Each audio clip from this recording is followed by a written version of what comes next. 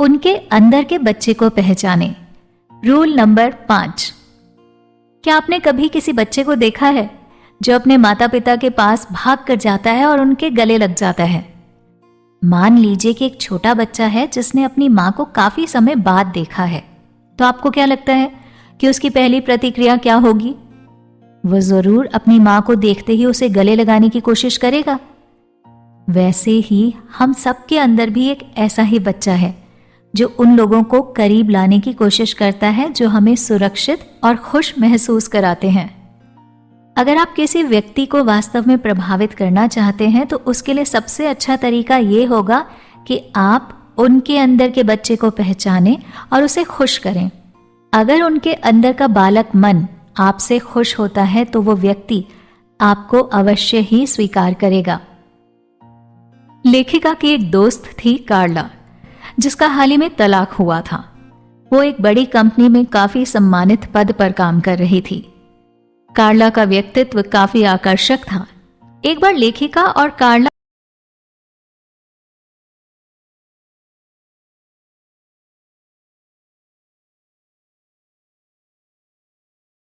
अपने एक दोस्त की पार्टी में बातें कर रहे थे। तब लेखिका ने यह गौर किया कि पार्टी में मौजूद कई युवक कार्ला की ओर काफी आकर्षित नजर आ रहे थे। उनमें से कुछ युवकों ने कार्ला की ओर देखकर एक मुस्कुराहट भी दी, लेकिन वापसी में कार्ला ने उनकी ओर बस एक औपचारिक मुस्कुराहट दी। थोड़ी देर बाद एक छोटा बच्चा कार्ला को हेलो बोलने आया, तो उस छोटे बच्चे को देखते ही कार्ला बेहद खुश हो गई और उसने बहुत खुशी के साथ उस बच्चे को हेलो कहा। कार्ला जब उस बच्चे से बात कर रही थी तब वो बहुत मुस्कुरा रही थी और उस बच्चे के साथ वो काफी अच्छा भी महसूस कर रही थी। लेखिका ने जब ये सब देखा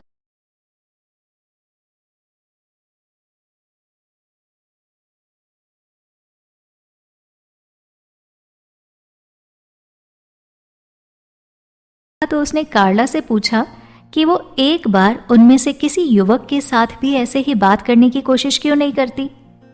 इसके जवाब में कार्ला ने कहा कि वो ऐसा नहीं कर पाएंगी, लेकिन लेखिका के बार बार गुजारिश करने पर वो ऐसा करने के लिए मान गई।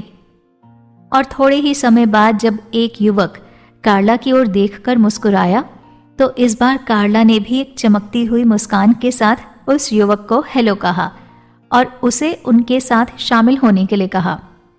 वो युवक तुरंत उन दोनों के साथ बातें करने के लिए राजी हो गया और थोड़े समय बाद लेखिका ने उन दोनों से विदा ली, लेकिन एक दूसरे की बातों में वो इतना खो गए थे कि लेखिका की अनुपस्थिति का उन्हें आभास तक नहीं हुआ।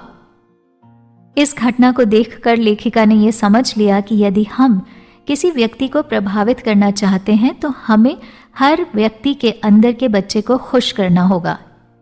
हमारी अगली सलाह भी यही है कि यदि आप किसी बच्चे को प्रभावित करना चाहते हैं तो सबसे पहले ये देखें कि वो कौन सी चीजें हैं जो उनके बचपन में उन्हें खुश किया करती थी या जो उनके अंदर के बच्चे को पसंद आएगी।